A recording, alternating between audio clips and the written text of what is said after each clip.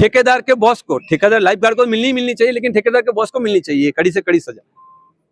जब तक वो कड़ी से कड़ी सजा नहीं मिले तब तक मैं यहाँ से बॉडी हटाऊंगा भी नहीं और यहाँ से पिकअप भी नहीं करूंगा। यहाँ मैं धरने पे बैठने वाला हूँ, ये बात पक्की है। एक्चुअली मैं ये इसी स्पोर्ट्स क्लब में मेरा भतीजा भी उधर जा गया हुआ है, मेरा पोता भी वहाँ पर गया हुआ है, लेकिन इस समय जो काम हुआ है वो बहुत गलत है। इतना बड़ा अगर स्पोर्ट्स क्लब रखा है और अगर 4 स्टाफ होने के बाद में उनको यही पता नहीं चला कि बच्चा कहाँ है क्या है, तो वो क्या ध्यान दे रहे थे। अगर उनको ध्यान ही नहीं देना है और खाली फोकट का पगार लेकर के और लोगों की जान को जोखिम में डालना है, तो ये तो बहुत गलत बात है।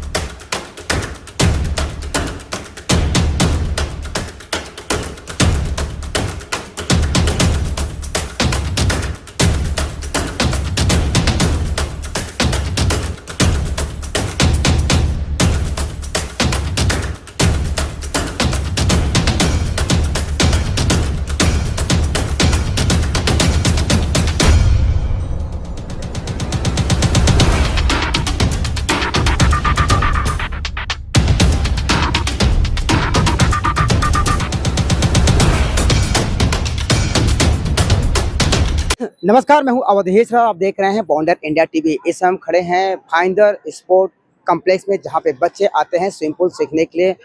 उनके माता पिता यहां पे विश्वास करके उनको छोड़ के जाते हैं कि उनके बच्चे सकुशल यहां पे स्विमिंग पूल सीखेंगे, वापस घर को आएंगे। लेकिन आज जो यहाँ पे एक घटना हुई है, एक 11 साल के मासूम बच्चे ग्रंथ की स्विमिंग पूल में डूबने से मौत हो जाती है, जिसके बाद इस स्पोर्ट कॉम्प्लेक्स के ऊपर कई सवालिया निशान खड़े हो गए।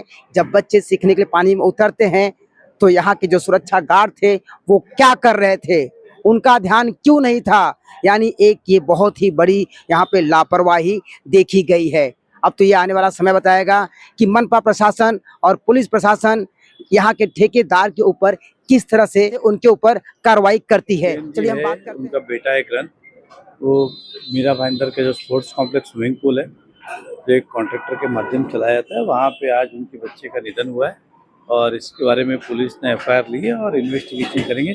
फिलहाल तो मैं परिवार के साथ सांत्वना देने आया था, क्योंकि अशोक भाई मेरे मित्र भी है, मैं फिलहाल उस जगह आया। मैं मानता हूँ लाइफ गार्ड की लापरवाही हुई रहेगी 100%। अभी तो इन्वेस्टिगेशन का पता चलेगा, लेकिन ऐसा प्रथम दृश्य है कि बच्चा अगर स्विमिंग सीखने गया तो स्वाभाविक है लाइफ गार्ड जो होता है उसकी जवाबदारी होती है कि उसके साथ में खड़ा रहे और किसी तरह का हादसा ना हो। तो स्वाभाविक है पुलिस जांच करेगी, तो सीसीटीवी फुटेज है, बाकी चीज़ें अब पता चलेगा। फिलहाल तो मैं परिवार के साथ हूँ। एज ए विधायक आप किस प्रकार से नहीं, अगर लापरवाही है तो उचित कार्रवाई होनी चाहिए, इसमें कोई किंतु परंतु नहीं है और हम भी अपनी तरफ से वही कोशिश करेंगे कि उचित कार्रवाई हो। लेकिन मैंने कहा कि फिलहाल जब मैं आया हूँ अब ये उचित माहौल नहीं है कि मैं उस पर ज़्यादा बोलूँ, लेकिन जिस परिवार का बच्चा गया है उनकी पीड़ा वही समझ सकते हैं और हम सब। बच्चा 7 दिन से स्विमिंग सीखने जा रहा था। नॉर्मली इनका टाइम सोम से शनिवार को शाम को 7 से 8 का होता है। आज संडे था तो 11 से 12 का टाइम था।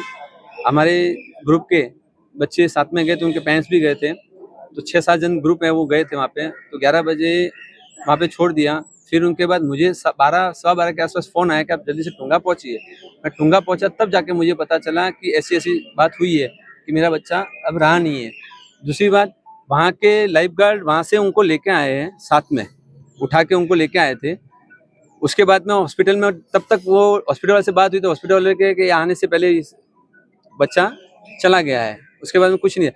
लेकिन साइंस ऐसा कहता है कि जब पानी के अंदर बच्चा जब डूबता है उसके बाद 10 मिनट या 15 मिनट व्यक्ति की सांसें चलती है, सांस में से पानी निकल सकता है, वो बच सकता है। यानी समझो कि बच्चा सब जन निकल गया, तब भी लाइफ गार्ड ने उन्होंने ध्यान नहीं दिया कि बच्चा कोई तैर रहा है, कोई डूब रहा है, कोई फ्लोटिंग कर रहा है। फ्लोटिंग 10 मिनट तक होती है बॉडी की, पानी अंदर जाने के बाद भी, तभी उन्होंने कार्रवाई देखा नहीं। उसके बाद में बच्चा ऑन द स्पॉट वहाँ पे फिनिश होगा, वो दौड़ के आया, डर के मार के लेके आया, नहीं तो वहाँ से वो भाग जाते थे, ऐसा मुझे लगता है। इसका भी कार्रवाई का मांग करेंगे, नुकसान के साथ और परिवार। हाँ, ये कैसा है कि ये आज मेरे परिवार के साथ मेरे घर में हुआ है। मैं ये चाहता हूँ कि किसी के परिवार में ऐसी सिचुएशन ही बने कि ये ट्रेनिंग का सेंटर है, ट्रेनिंग खेलने जाते हैं, स्विमिंग करने जाते हैं, चेस खेलने जाते हैं, लेकिन वहाँ के जो लाइफ गार्ड होते हैं, वहाँ पे सिखाने वाले टीचर्स होते हैं, वो अगर उसको ध्यान नहीं देंगे तो कौन सिखाएगा, कौन करेगा। अगर ऐसे ही लापरवाही चलती रहेगी तो लाइफ गार्ड का मतलब क्या। क्या फीस का मतलब, क्या प्रशासन का मतलब, प्रशासन किसको ठेकेदार पे किसको देते हैं, बिना जांच किए हुए ऐसे ठेका दिया जाता है, कैसा है। प्रशासन ये ध्यान नहीं देता है कि इसकी पूरी डिटेल्स है कि इनके लाइफ गार्ड सीखने वाले, मेरे को ऐसा लगा कि लाइफ गार्ड भी सीखने वाले थे। हाँ, मुझे ऐसा लग रहा है कि मेरे बच्चा उनको सिखा रहा था, ऐसा मुझे लगा, फील हो रहा। मेरा बच्चा आज की तारीख में सिंगापुर के टॉप लेवल में, इंडिया के टॉप लेवल में फर्स्ट आया हुआ है। इतना इंटेलिजेंट था वो बच्चा, यानी हर एक चीज को वो कैचअप करता था। मेंटल मैथ्स करके एक सब्जेक्ट है, उसके अंदर सिंगापुर में इंडिया में फर्स्ट नंबर पे आया, यानी उसने एग्जाम 26 मिनट में की और किसी ने 26 मिनट 20 में की। मैथ्स का एग्जाम था वो, यानी वहाँ पे लाखों, इंडिया के लाखों बच्चों में टॉप 1 पे वो, आज उसको स्कॉलरशिप मिलने वाली थी, वहाँ पे रुका हुआ है अभी भी। और वो हर एक चीज को कैचअप करता था, फास्ट करता था, कोई भी चीज में हो, वो खेल में हो, पढ़ाई में हो, सोशल में हो, हर चीज में वो करता था। आज सोसाइटी में भी वो है ना, सबके बीच में रहता है, क्रिकेट भी खेलता है, स्विमिंग भी करता है, लेकिन ऐसी लापरवाही प्रशासन के हिसाब से हुई है, ये मैं मानता हूँ।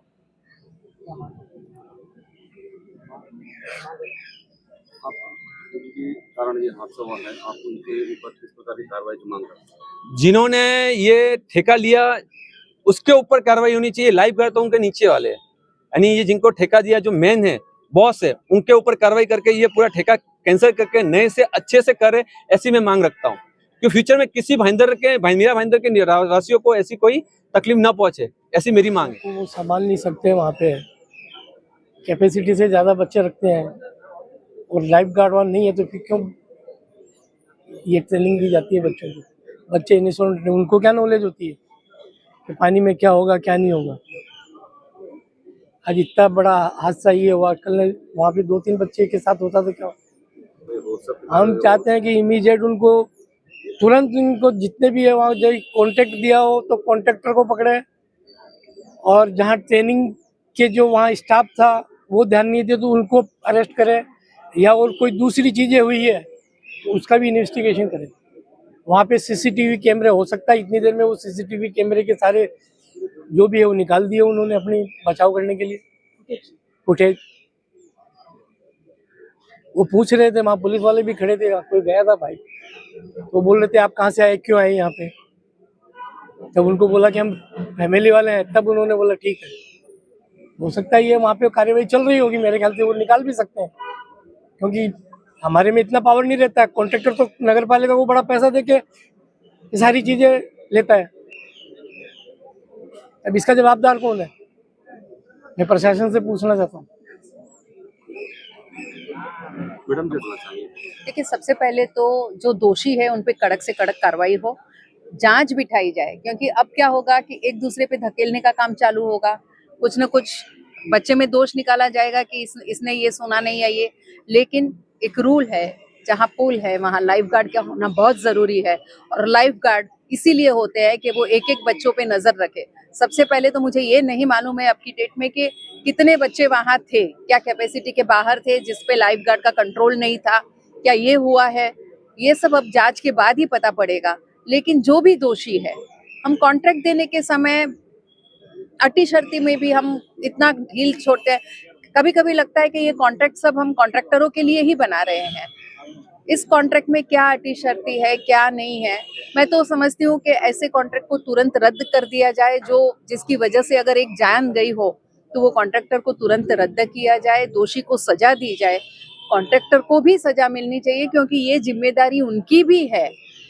तो ये सब तो होना ही चाहिए। जान गई है, इतना बड़ा नुकसान तो मुझे नहीं लगता जिंदगी में कोई भी भरपाई कर पाएगा। ये बहुत बड़ा नुकसान हुआ है, लेकिन कम से कम उन दोषियों को सजा देने से ये तो हो जाएगा कि आगे और कोई ऐसी घटना नहीं घटेगी। देखिए, बिल्कुल परिवार की भावना बिल्कुल सही है। उन्होंने अपने घर के लाल को खोया है। 11 साल का ग्रंथ स्विमिंग करने जाता है सीखने के लिए, और उसके बाद वो वापस नहीं आता, तो परिवार की व्यथा बिल्कुल सही है। लेकिन जैसा कि अभी आपने देखा कि अभी पुलिस ने FIR रजिस्टर्ड की है, अप्राकृतिक एक जो होता है डेथ का मामला उन्होंने दर्ज किया है। इसके बाद पुलिस ने वहाँ के CCTV कैमरे वगैरह सब अपने ताबे में लिए हैं, जो मुझे सूचना है, और पुलिस की इन्वेस्टिगेशन शुरू हो गई है। और उसमें जो भी निष्पन्न आएगा, जिसको जो भी उसमें आरोपी होगा, जो गुनहगार होगा, उसको सजा मिले, ऐसी परिवार की और हम सभी की भी यही भावना है कि जो भी उसके अंदर लाइफ गार्ड की लापरवाही है या मैनेजमेंट की लापरवाही है या जो भी जिसकी लापरवाही है, उसके हिसाब से जो भी है गुनहगार, उसको उसकी सजा मिले। पूरे मामले में देखिए कैसा है कि सबसे पहले कॉल मुझे आया, मैं तुंगा हॉस्पिटल जब पहुंचा तो मैंने देखा परिवार वगैरह सबको संभालना था। और उसके बाद में जैसा आपने कहा कि सबके लिए मेरी तो एक ही है कि 100% लाइफ गार्ड जो है ना वहाँ पे बच्चों का कितना ध्यान रखते हैं वो तो इस हादसे से हमें मिल ही गया सबक। लेकिन मैं तो पेरेंट्स को ये कहूँगा कि जो भी अपने बच्चों को स्विमिंग पूल में स्विमिंग सीखने भेजते हैं वो खुद उन पर अपनी नज़र रखें, किसी के भरोसे अपने बच्चे की ज़िंदगी को ना सौंपें। वो मेरी व्यक्तिगत जो है ना, ये मेरी राय रहेगी पेरेंट्स को कि वो खुद वहाँ बैठें, अपने बच्चों को स्विमिंग सीखते समय वो खुद उनका ध्यान रखें और लाइफ गार्ड वहाँ रहे कि नहीं उनके ऊपर भी वो सुनिश्चित करें। तो ये सब चीज़ें सेफ्टी मेजर अपने को भी लेना एक भविष्य के लिए बहुत ज़्यादा जरूरी हो गया है। मैं तो यही कहना चाहता हूँ कि ये जो घटना घटी है वो बहुत दुखद घटना है और इसके लिए प्रशासन को भी और मीरा भाईंदर की पब्लिक को भी जागरूक होना चाहिए कि कल उठ के अपने बच्चे को भी हम स्विमिंग पूल में उधर भेजते हैं सीखने के लिए तो उनकी भी जान जा सकती है। तो इसके लिए कड़ी से कड़ी कार्रवाई होनी चाहिए।